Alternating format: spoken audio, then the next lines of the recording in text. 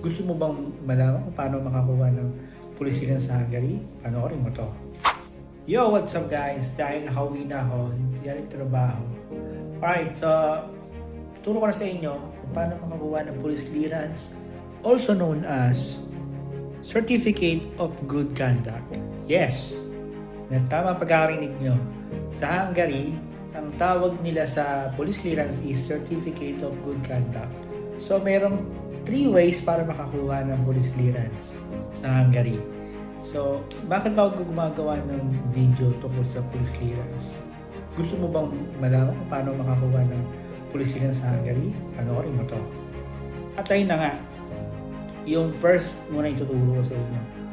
Ang first way para makakuha ng police clearance is pumunta ka ng posta.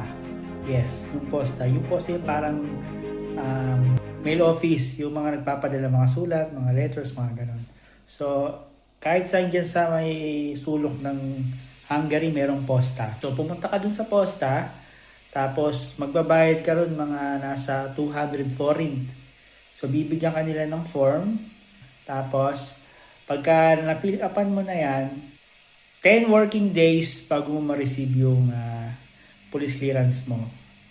Ang disadvantage nga lang kasi pag nagpa-posta ka, kasi ako, aabutin ka minsan, hindi lang 10 days, minsan tumatagal pa eh.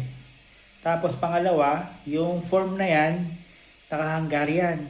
Ang hirap intindihin, kahit i-translate mo sa Google Lens. Mahirap siyang i-translate. So, yun. So, next vlog ko, ituturo naman yung pangalawang paraan para makakuha ng police clearance, also known as Certificate of Good Conduct. So, follow me for more para sa mga susunod na step. Alright. Peace.